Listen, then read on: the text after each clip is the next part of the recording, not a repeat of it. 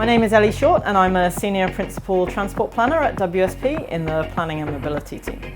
The first stage of the project we really looked at preparing or evaluating a lot of options to come up with a transition plan and implementation plan. In the second stage now we're really getting into the detail of a bit more planning of what that actually will involve. The transition to zero emission buses is a great opportunity particularly for climate change and reducing carbon emissions. So these buses will have zero tailpipe emissions, and actually in ACT they are 100% renewable energy powered, so all the electricity that actually charges the buses will be renewable as well. With the expansion and all the development in Canberra, they're looking at growing the fleet from around 450 buses today to about 650 by 2040. And obviously as that fleet grows, it's all the more important that that is powered in a green and sustainable way. The transition to zero emission is going to be great for customers. These buses are a lot quieter, so they're more pleasant to travel on. And while you're out and about in the network and on the city, you know, they come driving past, they're quieter, they're not smelly like a diesel bus. So it's really going to help make better places for people to live. So being a transport planner, taking on this project, I thought buses, it's all about transport, which is great, but actually it's way more complex than that and involves lots of different disciplines. So for example, there are power dimensions, there's infrastructure dimensions, there's stakeholder dimensions, and also the cost and economics. So a big piece of our stage one work was looking at the costing of the transition to zero emission buses. So there's all those different fields that come together in this project. Our WSP colleagues in Canada have a specialist tool called BOLT, a battery optimization lifecycle tool that they've developed to help clients globally with the transition to zero emission buses.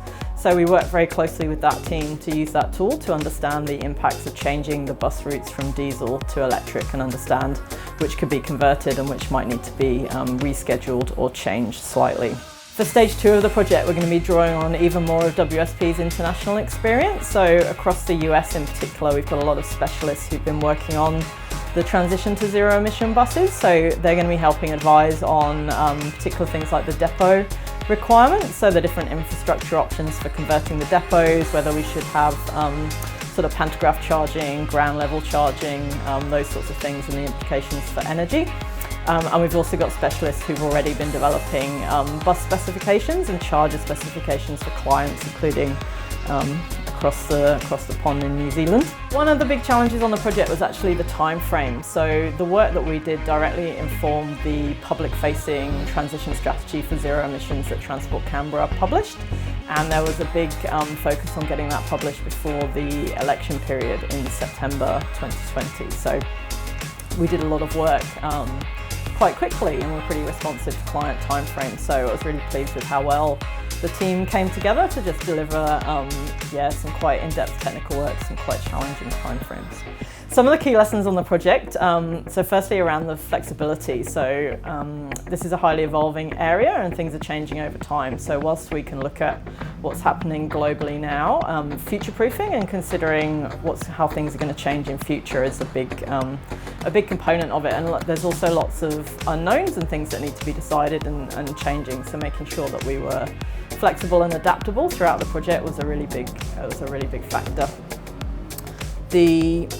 The other lesson on the project really was the interconnectedness of the different dimensions. So although I come from a transport background, the need to integrate with the energy and the power demands, and then also the architecture side in terms of planning what the depot is going to look like, where you're going to put all the charging infrastructure, how you design it to make sure it's future-proof to increase the number of vehicles in future. That was a huge lesson. This was a really high-profile project for Canberra, particularly politically, so we had great involvement with TCCS throughout, and also the Transport Minister, Chris Steele, was really engaged as well. So he took a keen eye in what was going on, and we had a briefing towards the end of the project with him, which was great. He was really engaged, asked a lot of questions, and was really said he had great confidence in the work that we were doing. For the project, we had a steering committee that was made up of hand-selected high-profile individuals who'd been selected by the Minister to oversee the transition to zero-emission buses. So their engagement was really good in the project. They provided some great feedback and questions to help steer the direction that the project went in.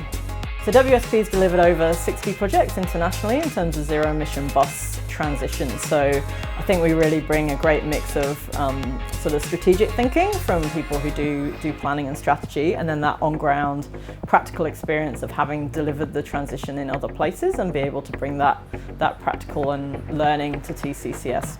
WSP's got some great tools that we were able to bring to the project, so things like our BOLT tool, battery optimization lifecycle tool, and also a triple bottom line assessment tool to understand the costs of zero-emission buses, so it's specifically developed for zero-emission buses. The other reason I think WSP did a really good job on the project was because of our multidisciplinary approach and our collaborative nature. So we were able to bring together a mix of, transport, power, energy economists, or specialists and economists to work on the project. I think the transition to zero-emission buses will be really great for customers. So these buses are a lot quieter, they're less noisy, they're more pleasant to travel on. They obviously don't emit emissions, so when you're on them, you get a great ride. It's pretty smooth and quiet, and also when you're out and about, in the city, yeah, they're quiet. They make places a better place to be. You haven't got the smelly fumes, and you haven't got the annoying noises of the diesel buses. Also, they're going to have a great impact on improving air quality, which will be great for bus customers, but also residents more generally. For me personally, it's been really great to work on this project. I found it really rewarding to work on something where we're contributing to the bigger picture of helping address climate change and reduce emissions.